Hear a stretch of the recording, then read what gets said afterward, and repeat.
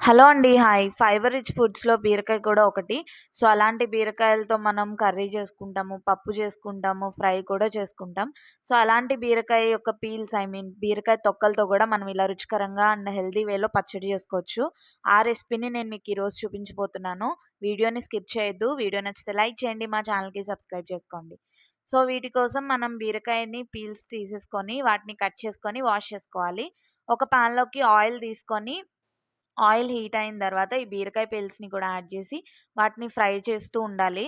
తర్వాత అందులోకి రుచికి సరిపడగా చింతపండు ఒక చిన్న నిమ్మకాయ సైజ్ అంత చింతపండు అయితే సరిపోతది.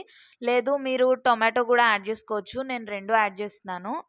మీరు టొమాటోస్ యాడ్ చేస్తే చింతపండుని తగ్గించుకోండి. ఎందుకంటే టొమాటో ఎలాగో పుల్లగా ఉంటుంది కాబట్టి. సో, ఇలా బాగా ఫ్రై అవుతున్న టైంలోనే రుచికి సరిపడగా సాల్ట్ కూడా యాడ్ చేసి బాగా మగ్గనివ్వాలి.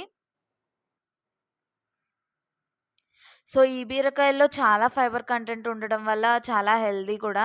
మనం జనరల్‌గా ఎవరికైనా ఫీవర్ లాంటిది వచ్చినా సరే పథ్యం కోసం బీరకాయ కర్రీలే చేసి పెడతాను గదా! అలా బీరకాయ నచ్చని వాళ్ళు గూడా ఈ పచ్చడి చేస్తే చాలా ఇష్టంగా తింటారు.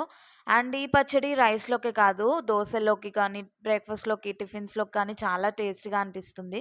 ఒకసారి ట్రై చేయండి. సో, ఇది మగ్గుతున్న టైంలోనే వేరే పాన్‌లోకి కొద్దిగా ఆయిల్ యాడ్ చేసుకొని ఈ పచ్చడి తాలింపు కోసం మనం ఒక 2 టేబుల్ స్పూన్ల పచ్చిశనగపప్పు, ఒక టేబుల్ స్పూన్ మినపప్పుని కూడా యాడ్ జేసుకోవాలి. తర్వాత ఒక టేబుల్ స్పూన్ ఆవాలు, అలాగే ఒక టేబుల్ స్పూన్ జీలకర్రని కూడా యాడ్ చేసుకొని, ఒక టేబుల్ స్పూన్ ధనియాలని బాగా క్రష్ చేసుకొని యాడ్ జేయాలి. వీటన్నిటిని బాగా ఫ్రై చేస్తూ ఉండాలనమాట. ఈ పచ్చడిని ఇంగువతో చేస్తే చాలా టేస్టీగా ఉంటుందండి.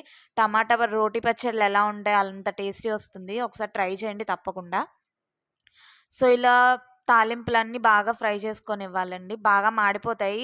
కొంచెం లో ఫ్లేమ్‌లోనే పెట్టుకొని ఫ్రై చేసుకోండి.